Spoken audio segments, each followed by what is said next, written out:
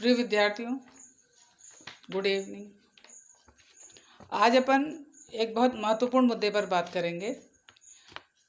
World economic forum ने 23 जून 2025 को एक रिपोर्ट जारी की है। इस रिपोर्ट को आए अभी 6-7 घंटे हुए हैं। GGR रिपोर्ट ये कही जा रही है, ग्लोबल जेंडर गैप रिपोर्ट। इसमें कुल 148 देशों को लिया गया था। पिछले साल 2024 में भारत की स्थिति थी 129। इस बार भारत 2 पायदान नीचे उसकी स्थिति हो गई है। 131वां स्थान भारत को मिला है और इसके लिए कुल 4 इंडिकेटर्स रखे गए थे। तीन इंडिकेटर्स में भारत की स्थिति ठीक है। आर्थिक भागीदारी और अवसर, शैक्षिक प्राप्ति, स्वास्थ्य और उत्तरजीविता।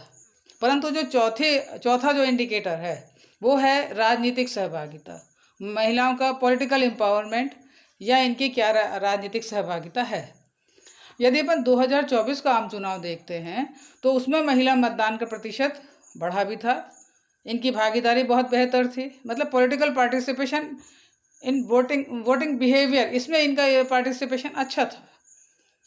परंतु अब ये देखा जाए कि जो राजनीतिक पद है, बड़े स्तर के जो पद हैं, उनकी राजनीतिक सहभागिता है, इनमें इनकी हिस्सेदारी क्या स्थिति है। यही स्थिति कम होने के कारण भारत 2 पायदान नीचे गिरा है। जबकि देखिए, भारत का प्रथम जो नागरिक है, महामहिम राष्ट्रपति हैं, परंतु फिर भी देखिए महिलाओं की स्थिति राजनीतिक सहभागिता के कारण ही इंडिकेटर्स में भारत कम आंका गया है। अब इसको देखिए कैसे। और इसमें जो राजनीतिक सहभागिता के अंतर्गत भी 2 मानक रखे गए थे। पहला मानक था कि ओवरऑल संसद में, पार्लियामेंट में जो महिलाओं की स्थिति है, महिलाओं की सहभागिता है कितनी है, महिलाओं का स्थान कितना है। एक तो ये मानक था। और दूसरा मानक ये था कि संसद में महिलाओं की स्थिति के बाद डिसीजन मेकिंग प्रोसेस में महिलाओं की स्थिति क्या है, केंद्रीय मंत्रिमंडल में उनको कितना स्थान दिया जाता है। तो यदि अपन 2024 की स्थिति देखें तो 14.7% महिलाएं थी, मतलब 2024 में 78 महिला थी कैबिनेट में, केंद्रीय मंत्रिमंडल में। मगर यदि अपन 2025 में देखते हैं तो 13.79, मतलब कुल 74 महिला स्थान पाती हैं केंद्रीय मंत्रिमंडल में। तो ये तो हो गई केंद्र की स्थिति। राज्यों में भी स्थिति में गिरावट ही देखने को मिल रही है। अब ये प्रश्न उठता है कि जब महिला वंदन अधिनियम पारित हो गया, फिर भी ऐसी स्थिति क्यों है। तो बच्चों मैं बताऊं कि अभी अपन ने ये देखा था कि महिला वंदन अधिनियम पारित हुआ है, परंतु ये लागू नहीं हुआ। अब इसको भी देख लीजिए, इसके लागू होने की भी शर्तें हैं। केंद्रीय मंत्री, ये जो आपका केंद्रीय स्तर पर राजनीतिक सहभागिता में 33% स्थान महिलाओं को मिलेगा महिला वंदन अधिनियम में, तब इनकी रैंकिंग में सुधार होने की संभावना अपन कर सकते हैं। परंतु इसमें भी शर्त है। अब इसमें शर्त क्या है कि पहले नई जनगणना होगी और जो डिलिमिटेशन है, मतलब परिसीमन है, वो भी होगा। तो 2026 के बाद परिसीमन होना था।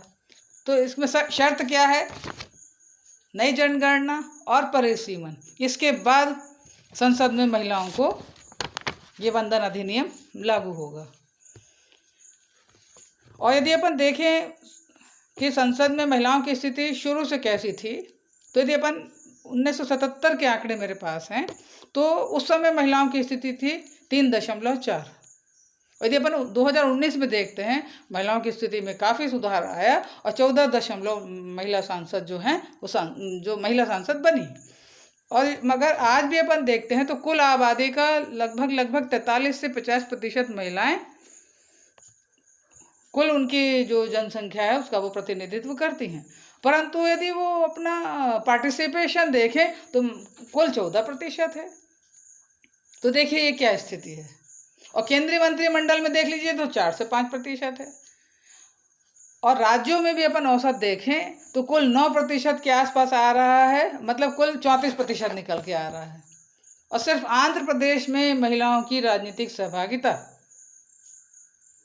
सिर्फ एक आंध्र प्रदेश बचता है जहाँ पर कि राजनीतिक सहभागिता है और बाकी जगह देखने को नहीं मिल रहा। तो भविष्य में भी यदि अपन देखें, लॉन्ग टर्म में देखें कि महिलाओं की जो वुमेन एम्पावरमेंट और पार्टिसिपेशन होगा, तो उसके लिए भी क्या है, महिला जो वंदन अधिनियम, पहली बात तो 2000 जो अगला अपना आम चुनाव होगा 2029 में लागू होगा, और फिर सिर्फ वो कुल 2 आम चुनाव में लागू हो पाएगा, क्योंकि कुल 15 वर्षों के लिए लागू होगा। तो एक बचता है चुनाव 2029, फिर एक बचेगा 2034।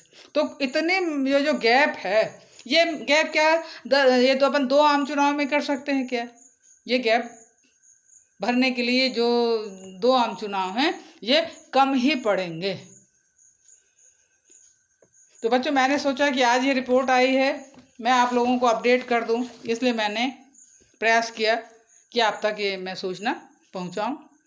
और ये जो वर्ल्ड इकोनॉमिक फोरम है, ये क्या है, इसका मुख्यालय कहाँ है, ये कैसे काम करता है, इसकी स्थापना कब हुई है, ये सब मैं आपको डिस्क्रिप्शन में डाल दूंगी और बाकी डिटेल भी डाल दूंगी।